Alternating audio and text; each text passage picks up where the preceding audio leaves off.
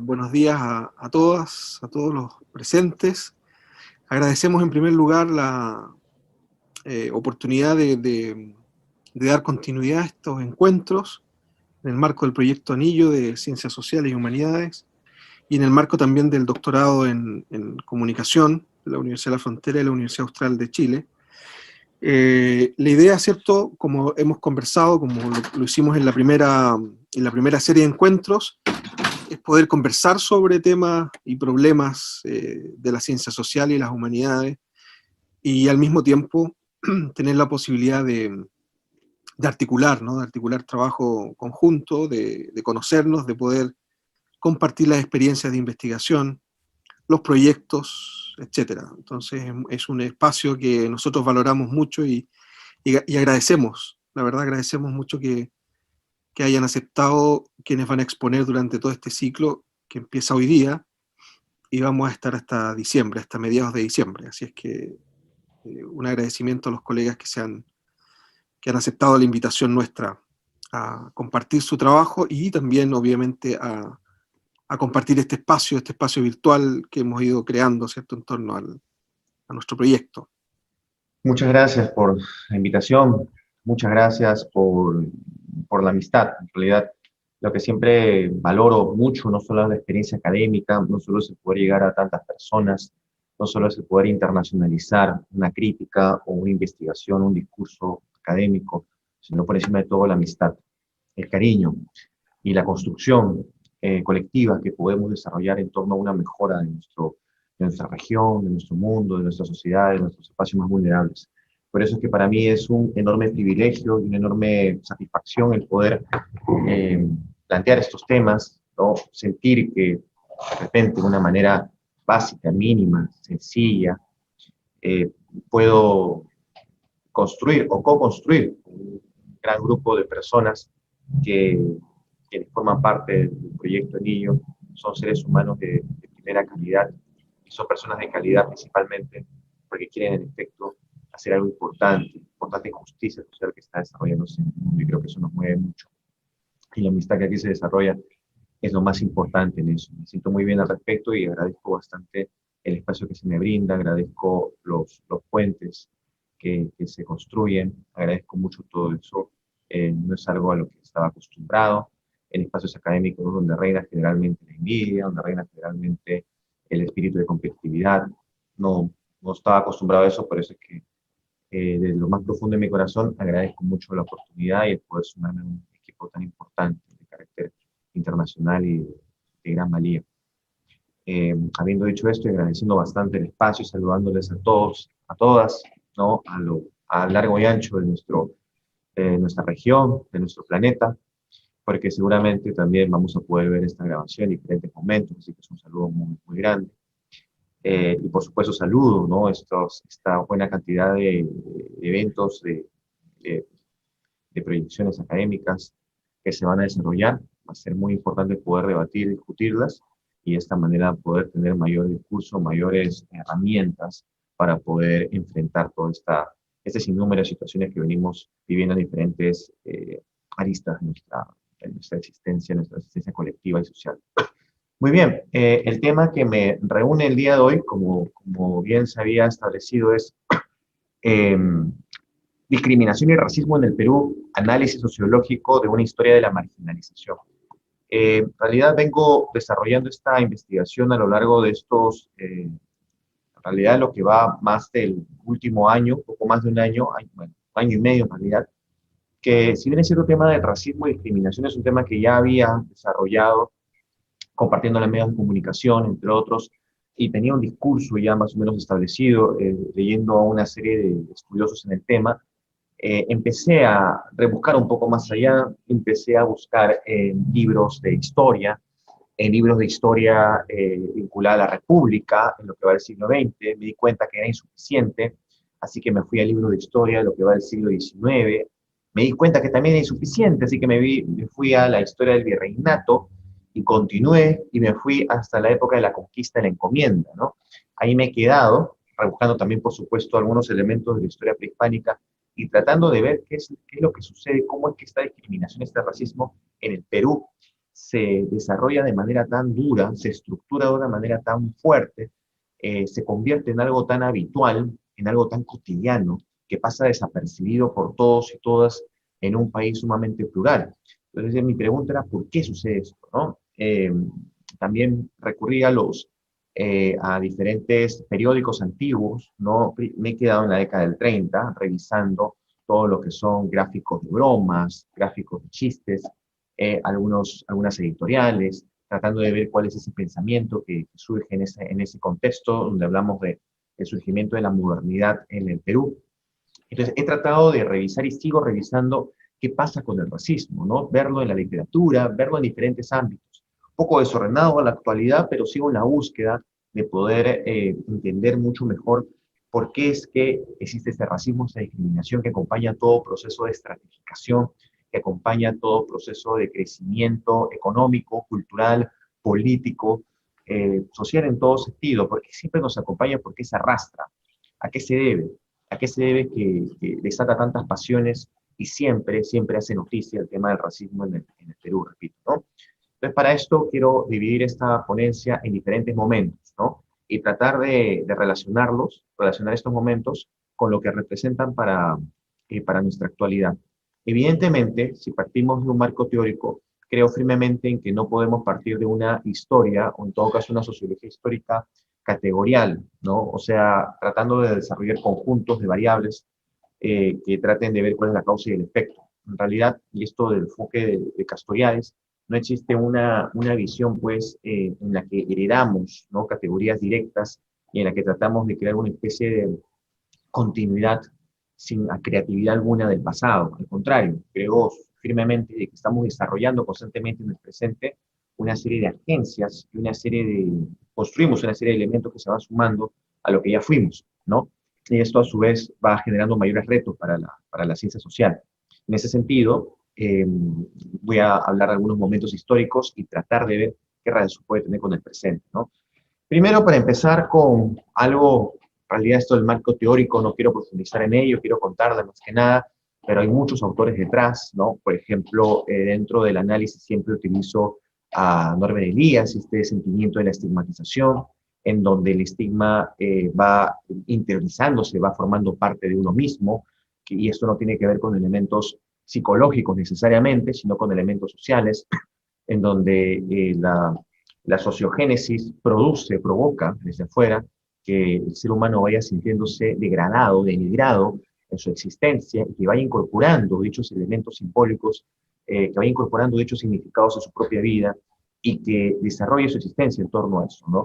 Creo que un elemento importante para hablar de este punto es el racismo religioso, lo cual voy a hablar en un momento más, pero que tiene relación directa en la medida que el racismo religioso desarrollado en el Perú durante la conquista trata de crear una especie de vínculo de dependencia, sumisión y subordinación, eh, planteando de que el conquistador necesita del conquistado y por ende no puede matarlo, exterminarlo. Esto no quiere decir que lo hizo, pero bajo un régimen institucional no debe hacerlo y no lo hace, porque necesita alguien a quien evangelizar, y a su vez el subordinado es evangelizado, en todo caso, necesita de la persona que lo domina, necesita de su explotador, necesita de la persona que lo evangeliza.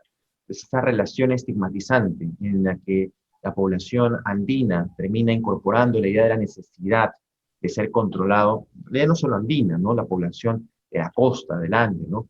No tanto la población de la selva, porque se mantuvo al margen en la medida de que la primera carretera que se construyó hacia la selva peruana se construyó en la década de los 60, o sea, tomó bastante tiempo. Y anteriormente a esto hubo un exterminio de la población selvática en pleno siglo XX, lo cual también tocaré rápidamente.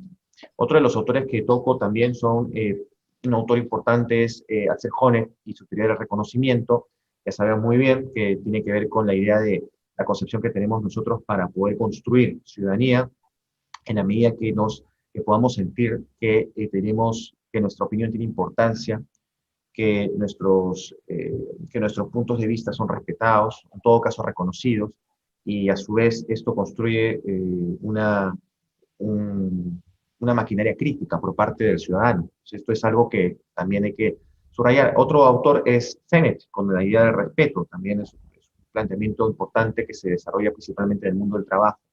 Este aspecto del mundo del trabajo lo desarrolla en la medida de que, a mi modo de ver, la explotación o la sobreexplotación de la mano de obra peruana aún al día de hoy, o la carencia de derechos, o que el día jueves, hace una semana exactamente, en el Perú se ha reglamentado al fin, después de casi 200 años de historia, el trabajo doméstico, que era una manera de poder esconder la servidumbre en el hogar, ¿no? De personas que eran traídas incluso hasta en contra de su voluntad a trabajar en el ámbito doméstico de las diversas zonas andinas, recién se ha reglamentado, después de casi 200 años de historia, 199 años de historia, ¿no?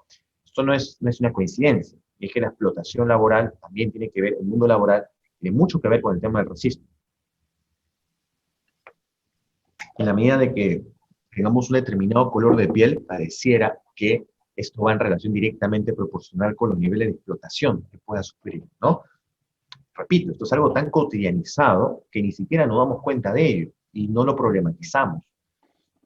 Generalmente tratamos de explicarlo mediante categorías económicas, no políticas, culturales en algunos sentidos, pero el tema de la raza, en el sentido de color de piel, sabemos que no existe el término raza, pero el racismo, es decir, esta creencia de que los colores de piel determinan nuestra personalidad, nuestra manera de ser, o nuestro rol o estatus en la sociedad, es algo que tenemos muy, muy interiorizado, ¿no? Y se van a necesitar horas, se van a necesitar cursos enteros, se van a necesitar años para poder desconstruir esta maquinaria racista que por desgracia está a punto de cumplir 200 años en el Perú y que es aún mucho más antigua, que viene de mucho más lejos. Hay más autores, definitivamente, pero esto lo hago para que se entienda cómo funciona mi análisis, por supuesto algo muy, muy propio, algo muy personal, que no tiene por qué tampoco ser pues, el único enfoque, mucho menos el último enfoque para nada. Creo que es importante que sigamos investigando el tema y seguramente que se va a hacer mucho mejor de lo que yo puedo hacerlo al día de hoy. El primer enfoque es el de, ya entrando al tema como tal, es de Quijano, ¿no? Sabemos que Aníbal Quijano plantea esta concepción de que el racismo empieza con la conquista. Y en efecto, el racismo se desarrolla como una necesidad de poder subordinar, como lo dije, a la población conquistada. A partir de este siglo, el siglo XVI, empieza a dinamitarse relaciones sociales en torno a este racismo en diferentes partes del mundo, ¿no? Y esto se da en la medida en que se busca colonizar no solamente a nivel económico, sino a nivel mental, a nivel de las concepciones y construcciones ideales, construcciones filosóficas. Por ejemplo, el propio Joseph Sterman, un autor importante, plantea la idea de una filosofía andina, ¿no?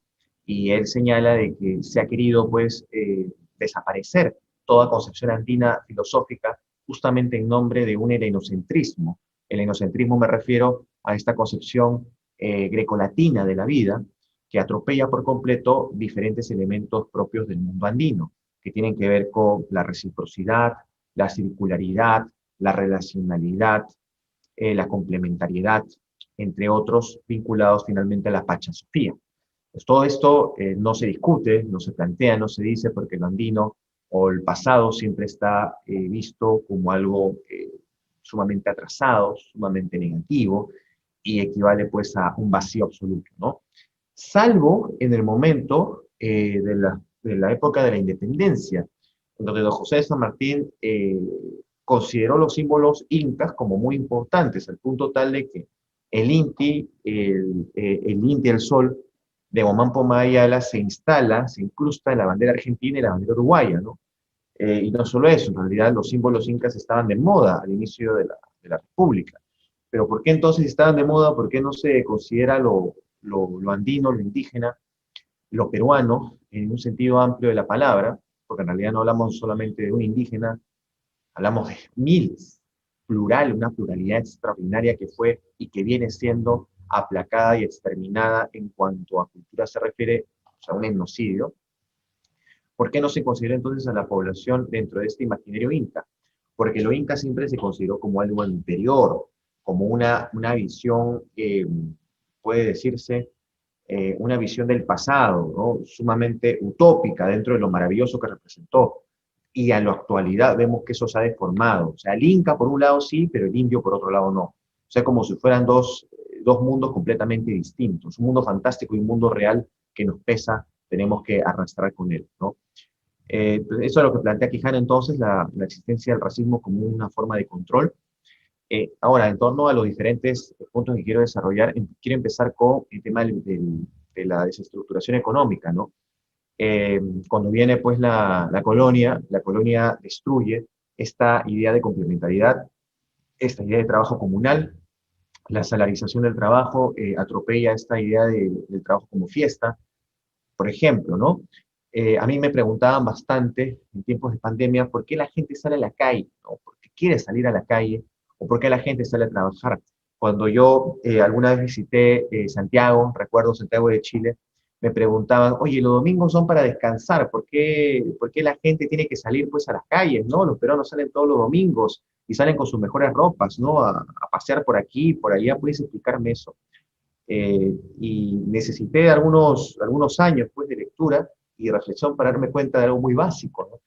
Que el espacio abierto, el campo o la calle, antes el ámbito rural, ahora la acera y la selva de asfalto, termina siendo un ámbito en el cual las personas se sienten no solo libres, sino sienten que pueden interactuar con otros. Por eso es que el mundo de la reciprocidad y relacionalidad en el ámbito público, en el espacio público, es fundamental. El trabajo como fiesta acaba con la conquista y se obliga a trabajar por un salario y no trabajar por una suerte de redistribución inca que existía 100 años atrás y que en realidad existía de mucho tiempo atrás. Yo trabajo y no acumulo riquezas, trabajo en tanto mi trabajo se suma a mayores trabajos que están bajo la supervisión de un curaca, que a su vez va a saber muy bien cómo administrar todos estos bienes. En realidad, el hecho de que trabajo para sobrevivir es un tema muy secundario. Yo trabajo para experimentar una fiesta. Es como si, lo explico siempre en clases, es como si para ti el trabajo sea salir todos los días de noche y irte de rumba, ¿no? ¿Para qué te vas tú de rumba? ¿Para qué te vas a una fiesta? Para conocer gente, para interactuar con ellos, para disfrutar junto a ellos. O sea, el trabajo se vuelve un pretexto. En ese sentido, el espacio público se vuelve un espacio de suma importancia en una población que, como lo voy a plantear históricamente, se le ha arrancado territorios, se le ha arrancado propiedades, se le ha arrancado todo y ha terminado por ser prácticamente una extensión de la propiedad de hacendados, principalmente en la zona andina llamados comunales. Entonces yo creo que la idea del trabajo como celebración aún continúa, pero la intolerancia racista de la población en términos generales, que critica a esta población llamándola informal, porque obviamente no tiene posibilidad de tener un trabajo formal, llamándola población ignorante, llamándola población sin ninguna capacidad de aprendizaje, es negativa. Una reflexión al respecto. En una ocasión, un periodista me preguntaba, ¿por qué la gente es ambulante? ¿Por qué la gente vende en la calle? ¿Por qué la gente no se cultiva? Me dice. Y yo le dije, primero, porque no hay suficiente oferta estudiantil, no hay suficiente oferta universitaria, y segundo, porque no hay trabajo, más menos aún en la actualidad, donde más de 2,5 millones de personas han perdido su trabajo en plena pandemia en el Perú. ¿De qué se habla entonces de esta idea de cultivar? Además, recuérdese que la migración en el Perú, la migración me refiero en la década de los 40, se desarrolló principalmente una necesidad de poder cultivarnos a nivel educativo, ¿no? Muchos soportaron las vejaciones, los insultos, los maltratos por parte del Estado y de la población, justamente para darle una mejor educación a sus hijos, ¿no?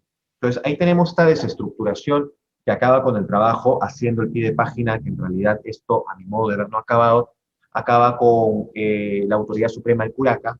Y hay una anécdota para entender muy bien esto, ¿no? Cuando el español, entre comillas español, porque no existía España, el europeo conquistador, le pide a la población indígena que trabaje para ellos, que le iba a pagar un salario, ellos se resistían, no, no quiero trabajar. Y los españoles decían, pero ¿por qué no quieren trabajar? ¿Qué hacemos? Hay que pedir al curaca. Y el curaca les decía, bueno, pues no se preocupe, yo voy a hacer que trabajen. Y le decían, empiecen a trabajar, y la gente trabajaba. Y el español cronista escribía en su libro, los indios trabajan por muy poco, les basta por un poco de comida y un poco de coca, eso les basta para trabajar, son baratos. En realidad no trabajaban por coca, no trabajaban por comida, trabajaban porque el curaca se los decía. La idea de la redistribución pasaba justamente por la idea de un curaca que te decía lo que tú tienes que hacer, y tú confiabas plenamente en el curaca, es una especie de contrato social, muy a la antigua en este caso, en un espacio en donde la redistribución, en todo caso, la división del trabajo, se plantea al amparo de la confianza en un curaca que es un excelente administrador, que sabe muy bien lo que hay que hacer y que además, durante toda la época de la colonia, esto hay que destacarlo, el curaca sobrevive y se encarga de varias cosas, ¿ah? Se encarga, por ejemplo, de darle tierra al que no tiene tierra, se encarga de pagar los tributos, ¿no? Los tributos a los españoles que había que pagar, lo paga el curaca no con su bolsillo, sino existían unidades territoriales colectivas, unidades territoriales de impuesto colectivas. La población indígena pagaba los impuestos de manera colectiva, no de manera individual. No es que te llegue pues te digo, pues un documento de, acá le llamamos una superintendencia nacional, ¿no? De impuestos, te llega y te dice tienes que pagar anualmente esta cantidad o tienes que pagar al mes esta cantidad. No, era colectivo. ¿Por qué era colectivo? Porque no todos se desarrollaban por igual, porque no toda la población indígena tenía las mismas posibilidades de una promoción de desarrollo económico. Y esto se sabía, los españoles lo sabían. Y justamente esta desestructuración y discriminación en tiempos coloniales que va del 32 al 21 son muchos años para analizar definitivamente, pero hay que destacar algo. Hay un aspecto muy negativo que sienta las bases de un paralelismo. Me refiero al aspecto negativo de la discriminación. Se sienta las bases del racismo religioso. ¿Recuerdan que les dije?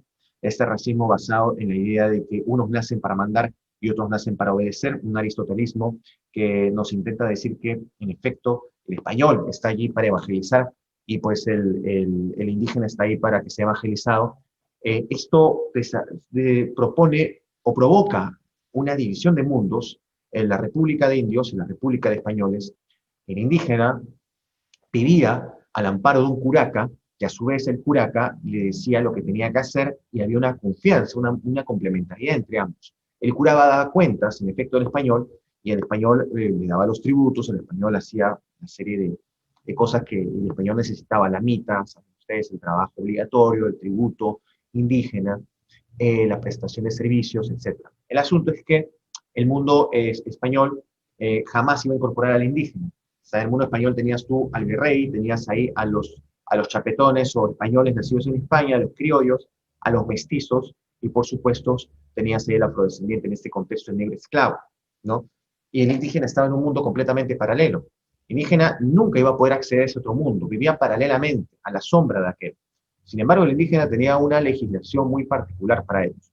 Un ejemplo es que si veías tú a un español, un criollo, o un mestizo incluso adorando no sé, pues una huaca, adorando una piedra, una roca, adorando lo que fuese, que no sea cristiano, pues esa persona podía terminar incluso hasta muerta o quemada viva. Había poca gente que murió quemada viva en esta época, que igual murió gente, pero puede ser torturado terriblemente, ¿no? Pero si un indígena era visto haciendo lo mismo, el indígena le daban unos cuantos latigazos y ahí acababa el tema. ¿Por qué? Porque el indígena era visto como un ser inferior, como un menor de edad, como un niño, era infantilizado, era una persona que era incapaz de incorporar las leyes, incapaz de incorporar las normas.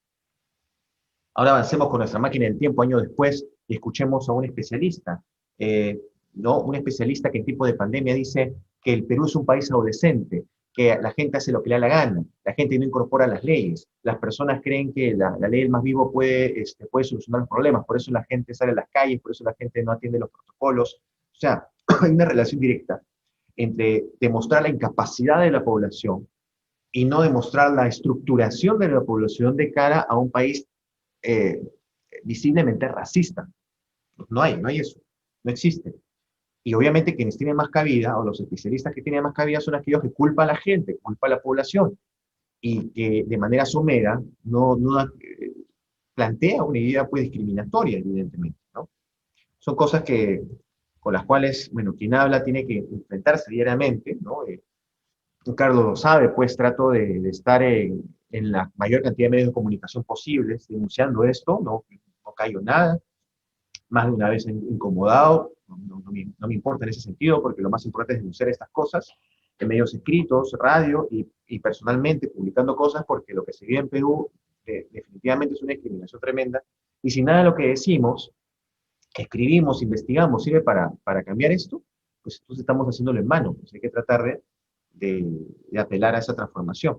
Esto es lo que sucede en la época española. Estoy extendiéndome un poco más debido a que tengo tiempo, ¿no? A ver, vamos a ir avanzando rápido. El tema de la época española, en realidad lo que hubo fue un ejercicio o un intento de ejercicio de sumisión absoluta hacia el indio. Y esta primera etapa se llama la etapa de la encomienda, ¿de acuerdo? La etapa de la encomienda, para aclararlo, y les voy a incluso, ojalá pueda compartir imagen, les voy a enseñar un par de imágenes rápido nada más, ya que tengo un poco de tiempo. La encomienda consistía, pues, en que el español tenía acceso completo al trabajo o a la mano de obra indígena, ¿no? O sea, el español podía hacer lo que quería con él, entre comillas, porque en realidad tenía que, por encima de todo, evangelizarlo. Entonces el rey de España le daba pues la potestad de que pueda servirse a los indígenas en la medida que respete sus propiedades y en la medida que los evangelice. Pero ocurre todo lo contrario. Lo mandaban a que haga lo que quiera, que le limpie, que le cocine, que lo lleve en andas, que le construya caminos, que le saque, que saque en la minería, que saque los minerales que él quería. O sea, era un maltrato absoluto. Recuérdese que con la llegada de los españoles pasamos de una, para algunos 10 millones, para otros 8 millones de indígenas en el Tahuantinsuyo a medio millón. O sea, un exterminio total, pero no fue un exterminio en base a las armas. Una parte fue en base a las armas, fue un exterminio en base a las enfermedades, ¿no? A lo que conocemos como pandemia. Justamente lo que vimos, existió al inicio y rompió contra la población en el Perú, ¿no? La imagen que les quiero mostrar es, a ver, les voy a enseñar en este momento la imagen, porque creo que es importante para demostrar lo que yo quiero, lo que quiero plantearles. Tiene que ver con, acá está, ¿no? Tiene que ver con el tema de eh, con ese tema de la continuidad histórica de estos puntos. Acá voy a compartir. Pueden ver ustedes, este es pues el encomendero. ¿Ven cómo lo cargan en andas el encomendero, cierto?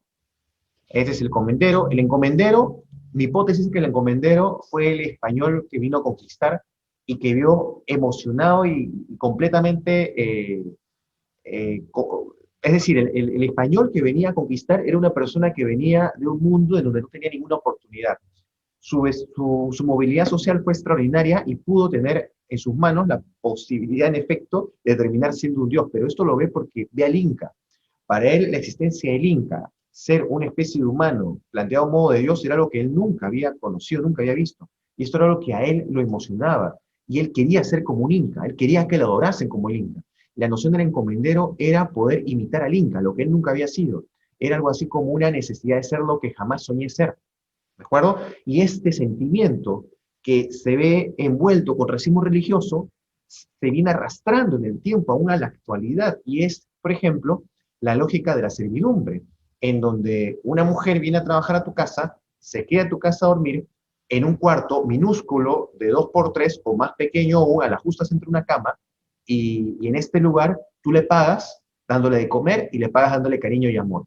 Esta idea de que yo te maltrato, yo te domino y yo te obligo a que hagas cosas por mí, porque soy superior a ti, porque a mí se me ha hecho para dominarte, y tú debes agradecerme porque te domino y porque te doy de comer, es una concepción que nace acá, pero que se desarrolla en el tiempo. Ahora quiero enseñarles esta otra imagen, un poco más actual, para entender a lo que quiero llegar. Ven esta imagen, ¿sí? La pueden ver, ¿no? 1965, en una publicación de la revista Caretas, un hacendado es conducido en andas por sus indios. 1965. ¿Entienden? O sea, la lógica es la misma. El encomendero no se ha ido. La encomienda acaba, gracias al eh, Bartolomé de las Casas que denuncia esto, y la encomienda acaba para siempre, se dice. Pero no, la encomienda continúa. Vemos que en pleno 1965, aún los hacendados eran llevados en andas por sus indios, ¿no? Que no había ninguna consideración a estas personas. Y un tema interesante fue que en ese contexto se publica este libro de acá, que es un clásico, Todas las Sangres, ¿no? De José María Arguedas. Se publica este libro y sucede algo interesante. José María Arguedas ese mismo año presenta el libro en una mesa muy importante con intelectuales, los más importantes de la época. Entre ellos está el propio Quijano, ¿no? Estaba incluso Matos Mar, intelectuales de gran trascendencia. Estos intelectuales niegan a Arguedas que exista todavía una especie de contradicción, una especie de polaridad entre dominante y dominado. Le niegan, ¿no? en tiras cómicas, bueno, en tiras cómicas, en realidad en dibujos yo lo planteo acá en clases para que se sepa esto, y les comparto esta par de diapositivas nada más, en la que señalan y dicen, pues, no podemos nosotros hablar de blancos por un lado, y mestizos, y la casta como casta, y los indios por otro lado. Eso es algo que ya no existe. Y en efecto, para la década de los 40 ya había una migración a la ciudad. Entonces, esta idea del indígena que en realidad era una persona que había, que todavía era explotada, ¿no? Como en la época inca, eso es mentira, era falso. En realidad era falso creer que eso sucedía, ¿no? Ahí está, hay otros pensadores de la época. Ustedes saben que Arguedas, cuando terminó esta presentación del libro, él dijo, he vivido en vano, y él intentó suicidarse, porque sintió que su obra no servía para nada. Eh, pero bueno, hay que destacar es que vivió unos años más, en realidad, porque después se terminó suicidando para escribir otro libro importante, que es justamente este libro, El zorro de arriba y el zorro de abajo. Este libro incluye los elementos que le dijeron los críticos, justamente el zorro de arriba y el zorro de abajo, planteando que en efecto el indígena promedio común estaba incorporándose a la vida moderna en la costa, litoralizándose. Pero esta litoralización tiene un costo elevado, la informalidad, que es un tema del que se habla bastante en el Perú, pero que no se vincula con el racismo y la discriminación de ningún modo, ¿no? Eh, pero este es otro tema en realidad, pero quería un poco enseñarles este punto y decirles que en esta época, ¿qué es lo que sucedía? En el contexto de la República, acá hay algunas cosas, ¿no? Que no las voy a plantear, pero sí esta parte de acá que me parece importante, ¿no? Y les leo, este es un periodista, ¿no? De la época plantea esto, ¿no? En la época de los 60. En el segundo punto, quiero leerlo, dice, bueno, el primero en realidad, el Perú podría ser incontrolable con sus profundas diferencias étnicas, sus parias absolutos, sus hambrientos siempre, su denigrante servidumbre andina, sus pueblos clavados en una cordillera recorrida por fronteras interiores.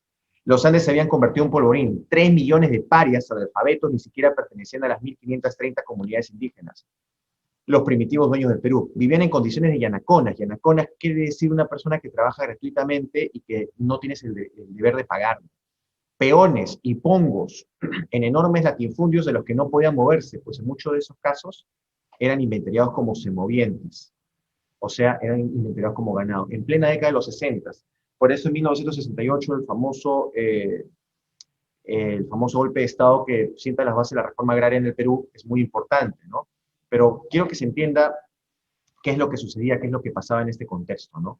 Y en base a ello, quiero que se entienda también que no estamos hablando, pues, de algo que sucedió, es algo que sucede aún en la actualidad y es algo que tenemos que considerar, ¿no? Voy a continuar ahora sí con la exposición en relación a lo que tenía preparado. Eh, Carlos, no quiero pasarme de la hora, de verdad que estoy muy entretenido hablando y hablando, así que, ¿cuántos minutos crees que tenga? Hasta las, ¿qué hora es allá? No, ya me confundo de horas. ¿10 minutos más? No lo sé. 10 minutos, sí, me parece Muy bien. bien. Entonces vamos a cerrar esto con algunos puntos. Me he quedado un poco hacia atrás. Mm, La idea entonces de la conquista sienta las bases negativas, pero que en la época de la República terminan transformándose, como lo acabo de decir. En la época de la República, ¿qué sucede? En la época de la República sucede una explosión tremenda. Se eliminan los gamonales, perdón, los curacas, ya no hay más curacas, los curacas ya no van a poder existir y el indígena en su gran pluralidad termina siendo hecho a un lado.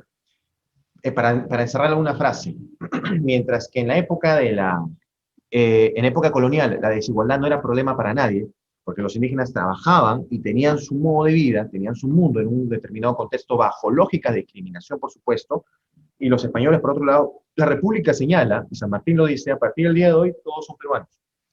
Todos somos iguales, todos somos peruanos, dijo San Martín en 1821. ¿Saben qué dijo la gente que lo escuchó, los criollos? Todos somos peruanos, quiere decir que todos somos indígenas.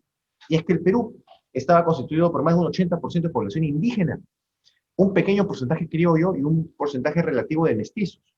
Es más, el reto acá era saber quién era mestizo, porque el Perú, si bien es cierto, en la independencia elimina el tributo indígena, luego le llama contribución indígena, ¿no? Una contribución personal. Le cambia el nombre para que en 1827 vuelva. Los indígenas estaban con miedo, ya no se podía pagar el tributo de manera colectiva, ahora se tenía que pagar el tributo de manera individual. Y decía y estipulaba, los indígenas tienen que pagar, los mestizos no. ¿Quién es mestizo? ¿Quién es indígena? ¡Qué complicación! Es más, en la época colonial se creó diferentes denominaciones como tercerón, cuarterón, quinterón, salta para atrás, sambo, mulato, cholo, etcétera, etcétera, etcétera, justamente para ver cuán indígena eras y a qué clase pertenecías. En la época de la colonia fue complicado, porque a veces te encontrabas con un mal español o chapetón, que era ocioso, que de repente tenía problemas con la justicia, y te encontrabas un muy buen mestizo. Entonces tú decías, el buen mestizo supone que es superior al mal español. No. Y ahí crearon la noción eh, de la decencia en el Perú. Y el decente únicamente es aquel que tiene un color de piel predeterminado. Volviendo a la época de la República, esto continuaba todavía.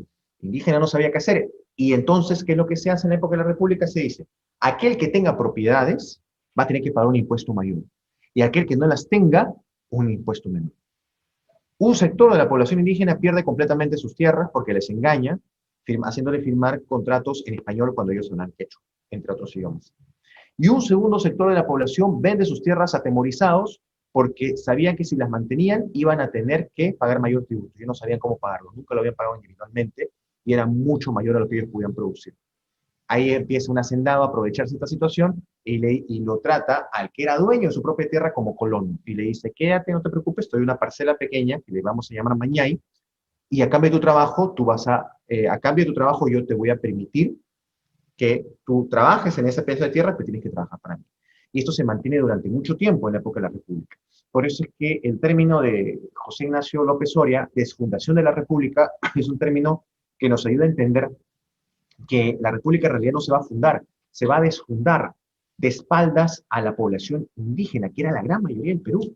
No se trata que no se gobernó para un sector de la población, no se gobernó para el Perú en realidad, no se gobernó para la población peruana, que era la gran mayoría, que éramos la gran mayoría, porque en realidad yo soy descendiente justamente de aquella población semoviente que no se podía mover de una hacienda. Lo soy, ¿no? Busco un poco de mi pasado y lo soy. En realidad, en el Perú, gran porcentaje de nosotros lo somos.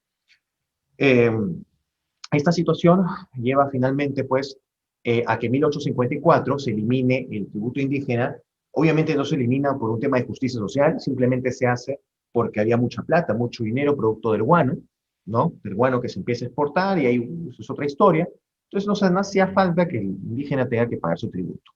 Como pasa esto, el Estado se desinteresa de la situación del indígena adelante, y obviamente también de la selva peruana a la que nunca llega, y entre 1854 y el año de 1897 se dan una buena cantidad de situaciones evidentemente negativas.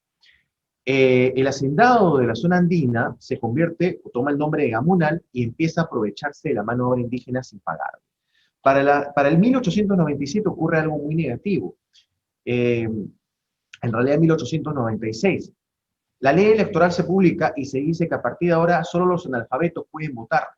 Perdón, los analfabetos no pueden votar, solo los alfabetizados pueden votar. ¿Y los alfabetizados quiénes eran? 200.000 personas en un país de 3,5 millones de peruanos podían votar. Desde ese entonces se borra por completo a la población del Ande y a buena parte de la población de la costa, y por supuesto a las mujeres, que las mujeres tampoco no sabían leer y escribir, del ámbito electoral. La llamada República Aristocrática se desarrolla hasta 1919 y es una república que entra en buenos tratos con los gamonales de la zona andina y les dice, ustedes pueden dominar a la población indígena como quieran. Ustedes gobiernan por acá y yo gobierno por la costa, en Lima, ¿no? Yo voy a gobernar el país. Algodoneros y azucareros gobernaron el Perú hasta 1919. Hasta 1930, los gamonales entran en conflicto con el gobierno, en esa época Leguía, que exigen todavía una soberanía sobre sus territorios. Imagínense que los gamonales tenían ejército que tenían sus propias leyes, sus propias normas y hasta sus propios billetes, su propio dinero. Eran personas que vivían bajo su propia soberanía y no aceptaban que el Perú como país ingrese a sus territorios. Eso desaparece para la década del 30, pero todavía ejercían un poder absoluto. Y en efecto, en 1897, una famosa tesis, la tesis de Clemente Palma, que fue aprobada con la mejor nota, señala y establece que el indígena es un ser inferior. Esa tesis se sustenta en San Marcos.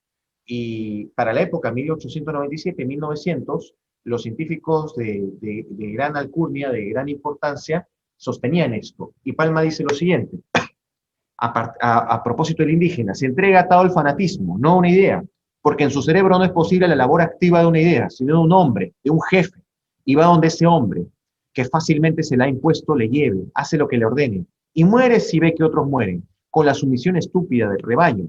Por eso el indio, hábilmente vigilado y explotado, es un soldado espléndido. Con el pecho irá si se le ordena cubrir las bocas de los cañones. El indio no tiene aspiraciones, todas ellas se reducen a vivir tranquilo en su comunidad, poseyendo unas cuantas varas de tierra para sembrar papas y coca con que alimentar a sus mujeres e hijos. Una botella de ron con que embriagarse y nada más, no necesita más. Lo que ninguna instrucción puede darle, porque la educación, plantea Clemente Palma, no le puede dar, debido a que por más que lo eduques, es una raza prácticamente anulada de la historia, no puede dar más, dice él, porque solo la herencia lo crea, ahí hablamos de un positivismo de la época, son las formas del pensamiento, la lógica y sobre todo el carácter de los occidentales. Entonces, así es como pensaba no solo Palma, así es como pensaba el gobierno. Por eso es que desde años atrás, del siglo XIX, trata de que venga una buena cantidad de migrantes europeos. Lo interesante es que en lugar de migrantes europeos llegaron 100.000 chinos y cerca de 10.000 japoneses. ¿Por qué llegaron tantos chinos, no? Al Perú. Porque el hacendado común, esto es una contradicción muy, muy interesante, que era que tenía a su vez participación en el Congreso decía, ¿cómo es posible que vengan tanta población china asiática? Queremos europeos, queremos italianos, ¿no? Queremos gente de otros países europeos, no queremos chinos. Luego salía el Congreso, iba a su hacienda enorme y decía, bueno, vamos a contratar gente. No había muchas personas en la costa, porque la gran mayoría del Perú vivía en la sierra, y en la sierra no se podían mover los indígenas porque ya vieron ustedes, existían como ganado, no se les podía llevar a un lugar a otro. Era más fácil traer un chino desde Pekín que traer un indígena desde la tierra de Gamonal. Así de difícil era el asunto. Era propiedad de Gamonal, indígena, ¿no? Y ese mismo hacendado decía, bueno, vamos a traer nuevas personas. A ver, ¿quién viene desde afuera del Perú? Viene un italiano, muy bien italiano, te voy a pagar un sol al día. Un sol al día, dice el italiano, yo no pienso trabajar por un sol al día, eso es muy poco dinero. Si quiere, trabaja, si no, no, porque hay un chino que sí le voy a pagar. Es más, está viniendo para acá y él va a trabajar por un sol diario. Yo me voy acá, dice el italiano, se iba a Argentina, ¿no? Y así se iban a otros países. Pero a Perú no se quedaban, muy pocos se quedaron. Lo que se quedaron hicieron negocio, les fue muy bien. Les fue muy bien en un país donde el color de piel era tan importante que muchos de los miembros de la aristocracia peruana de inicio del siglo XX casaban a sus hijas con personas con apellido inglés, norteamericano o italiano o con color de piel visiblemente blanco para blanquear la familia y para tener más oportunidades en un país donde el color de piel, por supuesto, es lo más importante, aún en la actualidad. Para cerrar esta ponencia ya en estos 2 últimos minutos, plantear que de cara a la actualidad, para el siglo XX, durante los 30 hasta el 68, hay en efecto una increíble buena cantidad de rebeliones muy indígenas tratando de recuperar sus tierras, como les había leído, ¿no? Personas que ya estaban en contra de este abuso gamonal, eh, que el gobierno no va a detener en absoluto. La reforma agraria del 68 aparentemente plantea una solución. Años atrás, en los 40, 50, 60, hay una gran cantidad de migración a la ciudad de Lima, que de 600.000 personas pasa a tener 5, 4 millones de personas, y para la actualidad somos 10 millones de personas, incomparable a otras ciudades que no llegan ni a los 2 millones, centralismo colosal, en base a una oferta que solo se dio en la ciudad de Lima, desde inicios de la República, por ende la migración, que recién empieza en los años 40 porque el hambre era tremenda, y porque la oferta que se creó en ese contexto en un gobierno populista dio la ensoñación de poder mejorar en la vida, ¿no? El voto prohibido de 1897 recién en 1985 se puede aplicar, o sea, recién los analfabetos pueden votar a partir de 1985, esperaron bastantes años. Uno puede decir que en el 68 acabó todo esto, no. En los años 80 estalló la violencia política, Sendero Luminoso y el MRTA, Movimiento Revolucionario Tupac Amaru, se enfrentan al Estado peruano en los años 80, 90, y mueren más de 70.000 personas. De esas 70.000 personas, el 75% eran indígenas. Entonces no acaba, continúa. El pobre siempre muere primero, el pobre siempre es aniquilado primero. En la década de los, justamente que les hablé de la República Aristocrática, 1890, 1910, murieron más de 50.000 indígenas en la zona de la selva peruana, explotados terriblemente como consecuencia de la tortura de la que fueron objetos en las llamadas correrías. Así se le llamaba, correrías, porque en realidad eran correteados, o sea, los corrían por sus vidas y finalmente los utilizaban y los torturaban, les amenazaban con matar a sus hijos o sus padres si no lo hacían, y en efecto lo hacían, y murieron más de 50.000 personas allí. Tiempo después murieron 70.000 personas en la violencia política, siendo 75% indígenas, ¿no? De 2000 en adelante parece que las cosas han mejorado, se han superado, ya no se habla de racismo, salvo alguna persona que se ve en televisión que le dice a otra persona cholo, le dice serrano o cualquier otro término, pero se cree que el racismo queda ahí. Se cree que el racismo es simplemente hablar, decir una palabra determinada a otra vinculada con el color de piel. En realidad el racismo se ha estructurado, tanto así que no nos damos cuenta de ello acá en el Perú. Seguramente esta realidad puede darse en otros contextos, en otros países, pero la del Perú realmente duele, duele mucho, porque no nos permite no solo avanzar como país, sino no nos permite vernos como seres humanos, que con nuestras diferencias y pluralidades no merecen en absoluto ser menospreciados, ser despreciados, estigmatizados, bajo lógicas perversas que, por desgracia, el Estado ha estado alimentando y parece que sigue alimentando. Muchas gracias. Muchas gracias, Jerjes, por la presentación, que conforme íbamos escuchando, sin duda que iban apareciendo imágenes también de lo que pasa en Chile en particular, y me imagino en otros países también. Abrimos entonces, si les parece, el turno para preguntas, si alguien tiene algún comentario, qué sé yo, algo que preguntar a Jerjes, podemos dejar el espacio entonces ahora para hacerlo. Cecilia. Hola. Hola, muchas gracias, Jerjes, súper interesante. Yo te quiero hacer una pregunta que se trata sobre los temas que yo me intereso, que es la inmigración. La inmigración que llega de Europa a Sudamérica, especialmente de Perú, que no conozco. Escuché que vienen muchos chinos, explicaste muy bien por qué vienen. Quería preguntarte sobre la inmigración europea. La inmigración europea la reciben bien porque son más blancos, como tú cuentas, para blanquizar, o también sufren de un cierto tipo de racismo. Y por otro lado, si hay algún intento del gobierno, como hubo acá en Chile, de traer alemanes, de traer gente más blanca, o es algo que es muy, muy pequeño, que no interfiere. Y gracias. No, sí, Cecilia, muchas gracias. Carlos, ¿deseas que conteste? ¿La puedo responder la pregunta? ¿Sí? Sí. Ok, muchas gracias. Sí, en efecto, quien mejor trabaja estos temas es, a ver, coincidentemente, acá tengo uno de los libros. El tema es Bonfiglio, ¿no? Quien trabaja mejor esos temas, en efecto, de la migración europea en el Perú, ¿no? Es el autor más importante, ¿no? Y de él aprendí un montón. Justamente este libro habla de la migración italiana en el Perú. No hubo un racismo, en realidad es en la población europea, en absoluto. La población europea que llega al Perú, en realidad es muy mínima, pequeñísima, ¿no? Se puede decir que hay dos europeos como tal, migración europea, que llegan al país, son solamente dos momentos importantes. La migración alemana, que llega pues a la selva peruana, se instala en la selva, una migración alemana muy pequeña que hasta el día de hoy existe, pero que a diferencia de lo que esperaba pues el gobierno, se ha mantenido muy aislada del resto de la población indígena, pues, ¿no? No ha desarrollado pues una mayor asimilación cultural, ni de un lado ni del otro, en realidad, no ha habido eso, ¿no? Porque es muy pequeña en realidad.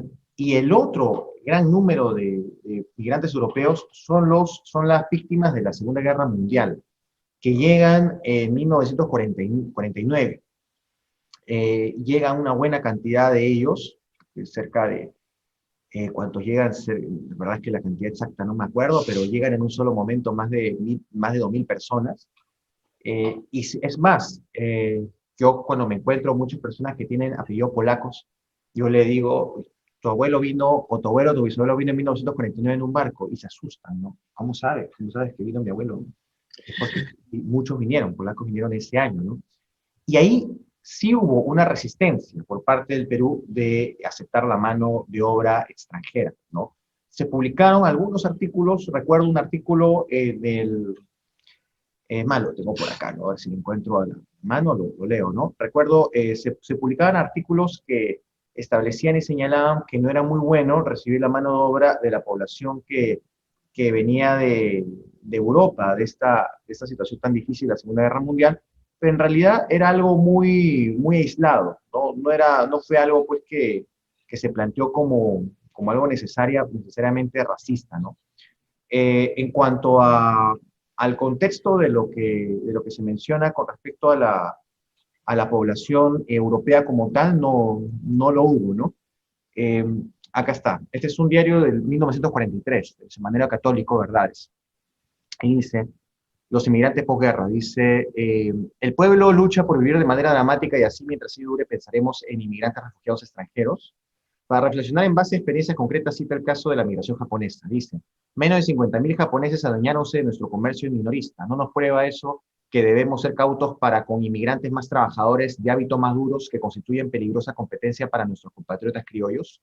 Y dice, bueno, lo que dice después es muy duro, ¿no? Unos cuantos judíos no están monopolizando el comercio con grave daño para nuestro pueblo y ante la indiferencia de los poderes públicos. Estamos hablando de un diario de los años 40, ¿no? En plena Segunda Guerra Mundial, en la que no se sabía, pues, quiénes iban a ganar, o los alemanes, o etcétera. Lo que sí pasó en la Segunda Guerra Mundial fue suicidios de personas alemanas en el Perú. Hubo una persecución a los japoneses, eh, más de 150, no, perdón, más de 1.500 fueron llevados a campo de concentración norteamericano. Los alemanes, algunos sufrieron persecución, los italianos no, porque entre su llegada de 1900 a 1940, que está en la Segunda Guerra, y que el Perú se vuelve aliado pues, de Norteamérica, muchos de ellos ya habían conseguido buenos sitiales, muchos de ellos habían conseguido estar en los estratos más altos. Eso a mí me sorprende, cómo en 2 generaciones llegaron a estar en los estratos mucho más altos del Perú, aún en la actualidad, ¿no? Entonces recibieron mucha ayuda por parte del gobierno peruano. Cambiaron los nombres de sus empresas de italianos por otros nombres y les ayudaron bastante. En términos generales, no hubo un racismo hacia la población europea para responderlo en síntesis, pero quería de todas maneras graficar un poco esto, pero te puede servir todos estos detalles. Gracias. Muchas gracias, fantástico. Gracias a ti. Está siguiendo por YouTube también. Rodrigo, por favor. Gracias, Carlos. Jerjes, felicitarte porque realmente fue muy interesante tu exposición, muy aclaradora. Nos muestras parte de la historia de Perú que se asemeja a la chilena, pero que no la teníamos completamente contemplada, y creo que para quienes se interesan un poco en trabajar países limítrofes al nuestro, ¿no? O a la inversa, creo que nos entregas unos insumos muy interesantes y pertinentes. Y yo te quiero hacer una pregunta muy básica porque se acerca, bueno, de la misma manera como te lo propuso Cecilia, mi pregunta se acerca un poco a lo que yo hago, ¿no? O a lo que estuve haciendo en relación a Perú particularmente, que es cómo reaccionan frente a esto. Algo dijiste del siglo pasado en la respuesta anterior, pero cómo reaccionan frente a esto los medios de comunicación, ¿no? Los medios de comunicación en general. Entendemos que tenemos a los super diarios como El Comercio, que está súper incorporado en el modelo tradicional y sin duda, espero no equivocarme, siguen en la línea de toda la crítica que tú haces, ¿no? Es decir, para criticarlos, ¿no? Para criticar al medio, ¿no? Se incorpora a lo criticado. Pero no sé si hay otras alternativas y otras opciones, ¿no? Entiendo que hay mucho medio de farándula, sensacionalista. ¿Cómo reacciona con este tipo de cosas? Y si sigue un poco esta tradición que blanquea o que tiende a blanquearlo todo, ¿no? Eso, y muchas gracias nuevamente. Muchas gracias, Rodrigo, por la pregunta. Bueno, paso a responderla. Si hacemos un análisis de los medios de comunicación, como lo dije, yo me detuve en los 30, revisé varios periódicos, en realidad estaba investigándolo hasta que empezó la pandemia, ya no puedo ir, ¿no? Me quedé con las ganas de continuar. Pero lo que pude leer fue que hay una ruptura tremenda en los medios de comunicación, cambio de discurso, más o menos para la década del 20 al 30. Y esto se debe a que los 200.000 peruanos que solo votaban para 1897 se multiplican, porque en los primeros 10 años del siglo XX la educación primaria se vuelve obligatoria. Así que ya no son 200.000 los que votan, ahora son muchos más. Ya llegan al millón, millón y medio, o sea, es una buena cantidad de personas. Y estos representan clases medias emergentes, obreros, mal llamados obreros en realidad. Estamos hablando de personas profesionales que se les decía obreros en términos generales, ¿no? Y en efecto, para el gobierno de Leguía, el oncenio 1919-1930, ya se empieza a hablar de medidas importantes para la población indígena, ¿no? Y los medios de comunicación parece que acompañan esto poco a poco. Y para el año 30, un gobernante llamado Sánchez Cerro tenía características típicamente indígenas, porque era hijo de indígenas y era hijo de esclavos libertos. Y él, a la cabeza, obviamente puesto por los oligarcas, porque él no estaba ahí por ahí, los oligarcas lo pusieron porque se dan cuenta que el Perú estaba creándose partidos de extrema, más que extrema izquierda, en realidad eran partidos que estaban criticando el status quo, el APRA y el Partido Comunista. Y los medios de comunicación, principalmente por ejemplo, de este grupo, eran medios que defendían a la población indígena y que defendían a la población afrodescendiente, ¿no? Es interesante ver los periódicos cómo la defienden, pero eso sí, son terriblemente duros con la población migrante japonesa, sumamente duros. De los 40 en adelante, esto parece que poco a poco va desapareciendo esta noción del indigenismo. José María Arguedas, del cual hablé, pone el indigenismo nuevamente en bandeja en los años 40, 50, con textos importantes como Toda la Sangre, como Ya va Fiesta, Los Ríos Profundos, ¿no? Entre otros. Pero esto poco a poco se va desvaneciendo porque José María Arguedas fue el primero, y parece que el último, de una promoción de escritores que querían hablar de lo indígena, al menos tuvo mayor alcance, ¿no? Un libro famoso, por ejemplo, que también, pasa que acá atrás tengo los libros que siempre hablo, es este libro de Catatay, ¿no? Es el primer poemario escrito en quechua, y él lo escribe, está en quechua, es un poemario importante dentro de la literatura peruana, en los años 60. Ahora, para responder la pregunta ya en la actualidad, ¿qué dicen los medios de comunicación? El problema con los medios de comunicación sensacionalistas, por ejemplo, es que muchos de ellos, tanto en producción como en conducción, están personas que adolecen de vacíos educativos tremendamente grandes y que terminan en estos programas únicamente por su imagen mediática, pero en realidad poco conocen o nada conocen del país.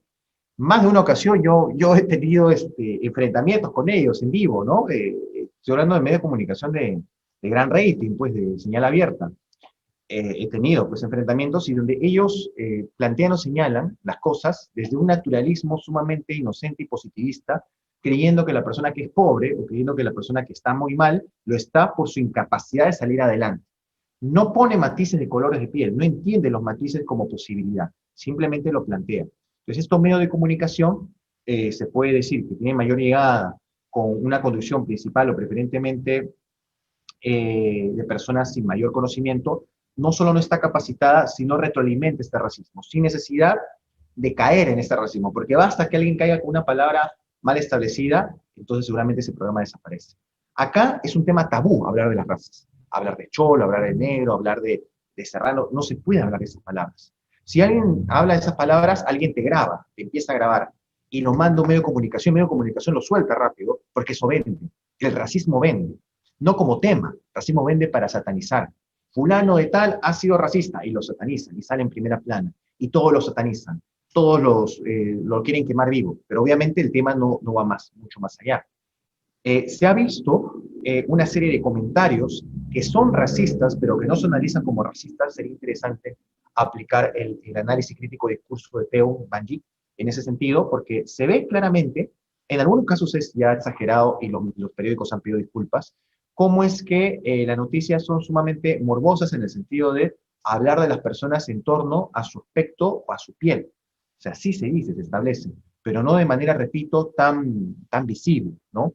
Pareciera que los medios de comunicación trabajan para determinado público. Hasta el día de hoy, el comercio, por ejemplo, tiene una página de actividades culturales y ves a las familias con apellidos norteamericanos de hace más de 100 años que justamente casaron a sus hijas con trabajadores obreros que vinieron a Inglaterra a trabajar en el guano, ya lo ves, ahí están en la sección culturales. Entonces parece que los medios de comunicación trabajan o publican para determinados sectores, ¿no? Pero no quiere decir que no tengan control sobre el resto de sectores, porque el comercio de efecto es dueño de otros medios de comunicación populares. Cuando a mí me llaman y me dicen, ¿qué tal? Quiero hacer una entrevista sobre esto. ¿Qué medio? Bueno, en realidad todos, o sea, soy de Perú 21, soy de este diario, soy del Trome, soy de Comercio, así que voy a ver en cuál diario lo saco, dependiendo de la noticia. Así que van viendo con qué público van desarrollando esto. Pero sí, hay racismo, pero es muy, muy clandestino en realidad, no es algo que se lanza así por así. Ha habido casos, que ha habido disculpas de por medio, pero en la medida que son personas de suma importancia y una gran y buenas redes no políticas de interés, pues no merecen olvido ni castigo alguno, ¿no? Muchas gracias. Hay Gracias. una pregunta de José Miguel, más otras que tengo en el chat y que voy a compartir luego. José Miguel. Hola, muchas gracias, Jerjes, por tu exposición. De verdad, muy, muy claro y como ya se ha mencionado, nos hace bastante sentido, una historia bastante conocida comparándola con nuestra historia nacional.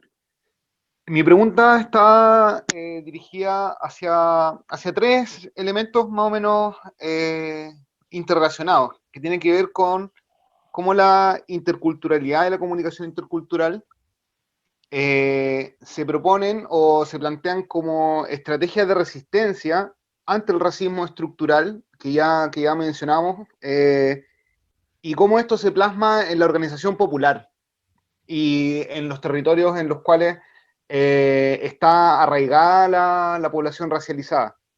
Esto lo pregunto en el sentido de cómo se estructuran luchas frente a la colonialidad, que es al fin y al cabo, como lo mencionamos al principio de la exposición, el origen del racismo, o por lo menos se puede rastrear hasta Quijano, como lo mencionaste, esta idea. Uh-huh. Gracias. Gracias a ti, José Miguel, muchas gracias por la pregunta.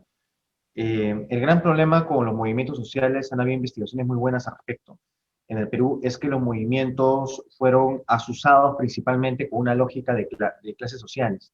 Es irónico porque mientras que el Partido Comunista o la izquierda peruana, desde la década de los 30, asusaba a la población indígena en que ellos manejen el discurso del proletariado, del obrero explotado, el discurso de las clases sociales, el indígena común podía responderle, pero ¿qué proletariado, qué plusvalía? Si a mí no me pagan, yo soy un siervo, estoy en la servidumbre, a mí no me pagan ni un sol, ni un dólar, nada.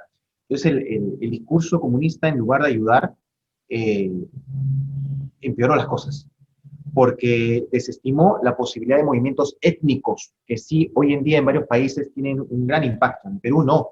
En Perú el movimiento social no tiene impacto, pero un movimiento social no trasciende, y no trasciende porque se ha desvirtuado en cuanto al tema étnico. Un tema que no hablé, pero que es un tema muy claro también en la exposición, es la desindianización. En el proceso de educación peruano, este proceso termina por desarrollar una educación desindianizadora, en donde la población no limeña, no occidental, se avergüenza de sus propios orígenes, se avergüenza de su idioma. Padres que prohíben a sus hijos hablar quechua, con castigos violentos inclusive.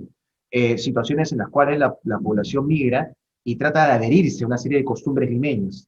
Hacen del engaño, de la mentira o del oprobio una herramienta para defenderse de aquellos que justamente le engañaban, les mentían y los maltrataban. Y eso es lo que llamamos también informalidad, ¿no? Es una reacción, un mecanismo de defensa frente a un Estado incapaz de hacer algo, ¿no? Entonces, en ese contexto, el movimiento social existe en el Perú, sí, pero está sumamente fragmentado, ¿no? Y no apela, como debería, a elementos étnicos. En la medida que lo étnico en el Perú en los últimos años se ha revalorado, pero se revalora únicamente en tanto es mercantilizado. En Perú la cultura se mercantiliza. La comida peruana, Machu Picchu, nuestra historia es mercantilizada. En la medida que nos dé más turistas, enhorabuena. Pero si no, no es considerado como un mecanismo en todo caso, de diálogo o de negociación de poder. No, no existe. Hay intentos importantes, por ejemplo en Bagua, que a la larga provocó la desaparición de varias personas en Bagua, personas indígenas que viven en Bagua y también de policías. Eso es un episodio sumamente negativo, ¿no? Que se recuerda para evitar siempre. Pero más allá de esto, por desgracia, no se está desarrollando. Creo que es lo que se debe desarrollar y es lo que se está intentando de diferentes académicos. Y con esto acabo, el problema también es que los que han intentado mover esto son en su mayoría, por no decir todos, académicos mestizos, disculpando que diga la palabra mestizo, pero son personas que no viven en el entorno indígena.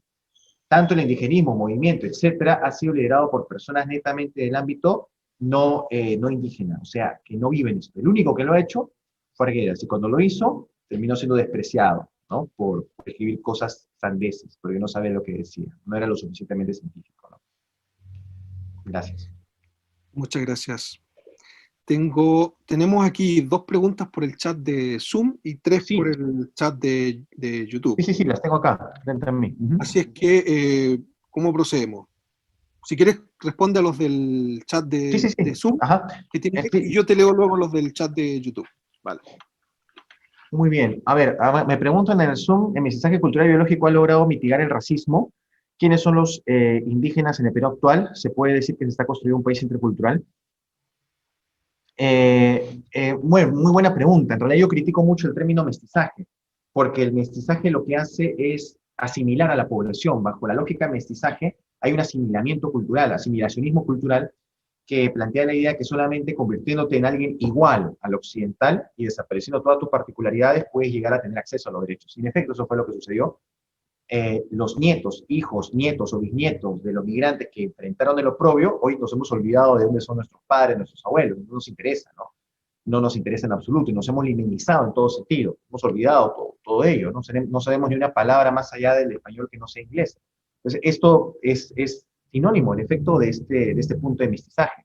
Así que creo, por más que hayan grupos académicos que sí apuestan por el mestizaje, no digo que todos estemos de acuerdo a esto, que sí están de acuerdo. Recuérdense que el término mestizaje o la lógica de mestizaje se creó en la época del 900, ¿no? Hubo autores muy interesantes, pero que a la par, hablando del mestizaje, también decían que haya migración europea, ¿no? O sea, decían una cosa, pero a su vez decían la otra. Entonces, el tema es que no se está construyendo un país intercultural, no. Para mí la interculturalidad no solamente tiene que ver con lo cultural maneja lo político y lo económico.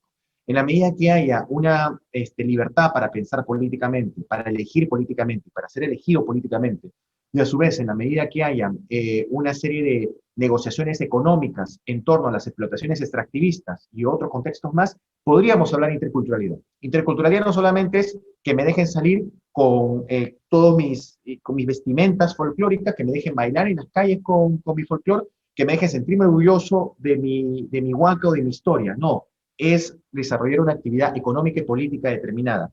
Todo está relacionado. Si no lo está, no podemos hablar de interculturalidad. En ese sentido, no hay interculturalidad en Perú. Paula me pregunta, me agradece, muchas gracias a ti, Paula. En el tránsito lo explícito a lo simbólico, ¿cómo evolucionó la manifestación del racismo? ¿Conoces cómo se manifiesta en las juventudes peruanas? Sí, el racismo es un mecanismo de defensa frente a situaciones límites, ¿no? Los insultos racistas pululan en comunicaciones, en comentarios muy cotidianos. En realidad, no todos tienen una cámara para filmar todo, pero si filmáramos nos faltaría memoria externa, ¿no? Sería teras y teras de racismo. Uno lo escucha cuando va a comprar pan, uno lo escucha en la calle, uno lo escucha en todos lados. Las calles, en general, los espacios están llenos de estrés, llenos de violencia, ¿no? Cruzó la calle, un carro quiere voltear, y acá no se respeta pues la línea peatonal obviamente, voltea y uno le puede decir, oiga, respeta la luz, y te lanza un insulto horrible, horrendo, ¿no? Uno lo puede hacer como experimentación o simplemente porque quiere que esta persona deje hacer eso. Tranquilamente puede haber emitido un insulto. El racismo es una manera de poder emitir una catarsis, por un lado, y por otro lado puede ser un instrumento de poder defenderte frente a la discriminación y sentirte parte de lo que manejan este país, que son justamente los grupos de poder que, quieras o no, manejan también un determinado discurso racista, ¿no? Repito, no en torno a decir que eres este color o este color, sino en torno a medidas económicas, a la explotación laboral, etcétera, etcétera, que si tú haces un análisis, justamente las personas de las ciudades más pobres son las personas que terminan siendo las víctimas de estas medidas. Creo que eso es lo que sucede, eso es lo que pasa en el contexto peruano, pero también hay otra forma de racismo, que es el racismo de los estratos más altos. El racismo de los estratos más altos no se comete con ánimo de querer pertenecer a tu estrato más alto a los que ya perteneces. Esta clasificación, y este es un problema que la vez pasada lo comenté en redes sociales, confundimos racismo, discriminación con clasismo. Creemos que las personas maltratan a otras por tener más dinero. No, el tema no tiene que ver con el dinero necesariamente. Estas personas, al ser racistas, mantienen el status quo, o mantienen esta dominación, o mantienen este contexto, se puede decir, de dominación mediante esos insultos. Hay un montón de ejemplos, ustedes los pueden buscar en YouTube, horribles, terribles, donde siempre se repite lo mismo. La idea de que tú eres inferior y tienes ese trabajo, siempre se reitera el trabajo, y no tienes mi profesión, no tienes mi cantidad de dinero por ser esto, tu raza, tu color de piel. Se ve bastante eso. Entonces creo que el discurso pulula en estos márgenes. Obviamente puede ser mucho más plural, pero trato de darle esa forma, ¿no? Wow, en YouTube también hay preguntas. No sé, las leo y las respondo, Carlos, rápidamente. Las tienes ahí. Sí, las tengo acá, sí. Yo estoy con los dos acá, todos lados estoy. No hay problema. Bien. Por favor. Pamela me pregunta, profundizar en relación a los trabajadores en casa particular en Chile, ¿sucede un fenómeno similar donde un puche eran llevados a las capitales, así mismo las mujeres peruanas y filipinas? El trabajo, se puede decir que el trabajo doméstico es una manera de poder no solo incentivar, sino perennizar. Bueno, lo fue hasta el jueves, pero ojo que meses atrás, en plena pandemia, una persona muy allegada a un diario importante, justamente el Comercio, decía, ¿cómo es posible que mi trabajadora del hogar, usó otra palabra, ahora se quiera ir, ¿no? Hablando de sus derechos laborales. O sea, tanto amor, tanta, no uso la palabra amor, pero tanto le hemos dado para que ahora me hable de derechos laborales y que se quiere ir o me quiera cobrar el doble. ¿Qué le pasa a esta gente, no? Luego hubo un montón de disculpas al respecto, que disculpen, que no debió haber hablado así ella, etcétera, pero como es una persona muy importante, al final todo quedó ahí, ¿no?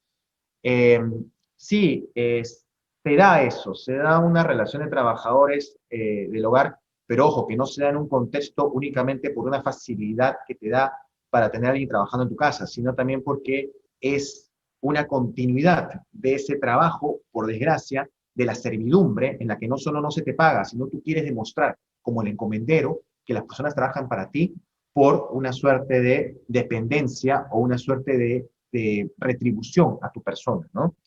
Esto existe constantemente, eso se llama racismo religioso. Lo de Clemente Palma era racismo científico, esto es racismo religioso, ¿no? Y sí, sigue existiendo, pero cada vez va disminuyendo más. Han crecido muchas denuncias desde el año 2005, en donde varias trabajadoras del hogar, recuerdo 2005, puedo equivocarme, 2004, 2003, se metieron a la playa de Asia, como le llaman, una playa llamada Asia, que le dicen Asia para parecer más norteamericanos, en donde las trabajadoras del hogar tenían prohibido entrar a la playa en un horario determinado. Podían entrar a la playa después de las 6 de la tarde, porque ellas trabajaban para el hogar justamente esas personas. Pero hubo, y creo que con eso empezó todo, una denuncia, y muchas personas famosas se metieron a la playa vestidas con ropa de trabajadoras del hogar, porque tienen su uniforme, tienen un cuarto pequeño, es toda una parafernalia en torno al trabajo del hogar, no es un tema tan sencillo, muy criticado. Lía Gómez dice, ¿qué sucede en este proceso en el contexto de pandemia? ¿Se agrava esa mirada racista y colonial en virtud de...? Sí, así es. Se agrava, ¿no? La pobreza, las personas... Lo que pasa es que hay una relación directa entre pobreza y color de piel. Existe, no se puede negar, existe, ¿no? Nadie la dice, nadie la comenta, porque sería hablar de racismo si uno dice esto, ¿no? Y sí, se agravó tremendamente, terriblemente. Y no solamente a la población peruana, sino principalmente a la población venezolana. Los migrantes venezolanos tuvieron una imposibilidad de poder sobrevivir este contexto, ¿no? Y han tenido que regresar a sus países y algunos han muerto en el camino, atropellados. Eso es una cosa terrible, ¿no? Que vino ocurriendo en el país a través de la xenofobia. Araceli pregunta, muchas gracias por la exposición importante para reconocer la discriminación y el racismo en el sector laboral. Muchas gracias a ti. Cecilia Quevedo, ¿se puede ampliar la cuestión del indigenismo intelectual y mestizo del Perú y detenerse en la posición de Arguedas? Muy brevemente, gracias. Sí, lo que pasa es que quienes salieron en defensa, desde González Prada, que en realidad era una persona muy importante que lanza esta famosa frase que el indígena o la persona explotada va a poder salir de esta relación en la medida que rompa sus propias cadenas y no por lástima de sus opresores. Vemos que, en efecto, quienes han liderado el indigenismo, han liderado esta crítica, son principalmente personas, o eran personas mestizas. No quiero diferenciar a las personas por color de piel o por rasgos biológicos, no digo en ese sentido. Me refiero a que son personas instaladas en la ciudad o instaladas en espacios académicos, pero no son personas que surgen del ámbito de la explotación indígena, no son personas que surgen en ese contexto. Arguedas sí, porque Arguedas desde muy pequeño, a pesar de su color de piel y a pesar de no ser una persona, se puede decir, que atravesó ausencias o carencias económicas, fue maltratado desde muy pequeño por su propia madrastra y vive de la mano de los indígenas todo este vacío o todo este sentimiento de frustración debido a ser parte y sentirse parte de un grupo que nunca tuvo la posibilidad de desarrollarse en el país. Él mezcla sus elementos académicos, extraordinariamente académicos, su pluma de literato, su sensibilidad de poeta y su experiencia a una situación que nos envuelve en un indigenismo único en el país, que obviamente también le cuesta la vida. Esa sensibilidad lo lleva a sentirse muy frustrado, muy mal, que lo lleva finalmente al suicidio, por desgracia. Hubiera cumplido 100 años hace muy poco. Angie dice, y a la última, buenos días también para ti. ¿Qué opinas del racismo disfrazado de comedia que denigra a la población indígena? Obviamente es negativo, ¿no?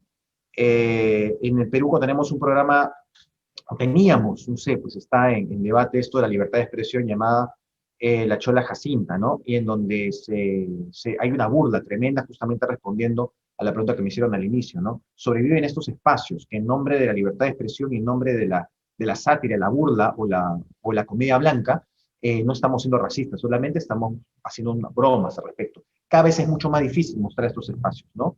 Que son sumamente negativos. Y bueno, eso creo que es todo. Sí, eso es todo. Perfecto. Creo que hemos estado además con los tiempos extremadamente bien, ¿no? Estamos en el horario que habíamos previsto, 2:30, para tener 1 hora y media de reunión, ¿cierto?, de este encuentro, con la exposición y las preguntas y comentarios. Así es que yo quisiera agradecer a Jerjes por su presencia hoy día, por su participación, por su compromiso con el proyecto y con lo que es, ¿cierto?, los desafíos de la formación y el intercambio, ¿cierto?, de investigación, intercambio académico. Agradecer a quienes han estado hoy día participando, se han ido sumando bastantes en el transcurso de la presentación, con una presencia también en YouTube importante que agradecemos, que estos canales, ¿cierto?, sean utilizados lo más ampliamente posible. Así que esos agradecimientos quisiera expresar en esta etapa ya de cierre del encuentro de hoy día. No sé si quisiera decir algo más, Jerjes y Rodrigo, qué sé yo, o alguien, para cerrar este primer encuentro de este segundo ciclo del Proyecto Anillo. Bueno, en mi caso personal agradecer mucho este espacio. Soy de la idea de que estos espacios pueden tener no solo convergencia de sentimientos y planteamientos, sino pueden modificar estructuras sumamente fuertes, duras. En la mía también que nosotros por nuestro lado tratemos de facilitar un discurso, ¿no? No solo en esos espacios, sino en otros espacios más, con personas más de a pie, en el sentido de que tal vez no estudian lo que nosotros estudiamos, pero que terminan sufriendo lo que nosotros seguramente no sufrimos como ellos. Entonces yo que quisiera eso, ¿no? Animarles a todos y a todas a que podamos continuar con esta lucha, que desde lo académico tiene que mostrarse en el ámbito económico, político y cultural. Y agradecer nuevamente este espacio. Te agradezco mucho, Carlos, Rodrigo, un gran saludo y saludos a todos ustedes que en realidad hacen posible que pueda tener sentido lo que hago, sentido lo que investigo y sentido lo que escribo, ¿no? Nada de eso tendría sentido si no tuviera un espacio donde el fin pueda ser retroalimentado. Te agradezco muchísimo y espero verles pronto en los siguientes eventos en los que seguramente totalmente me comprometo a asistir y hacer también preguntas como me las han hecho ustedes. Muchas gracias.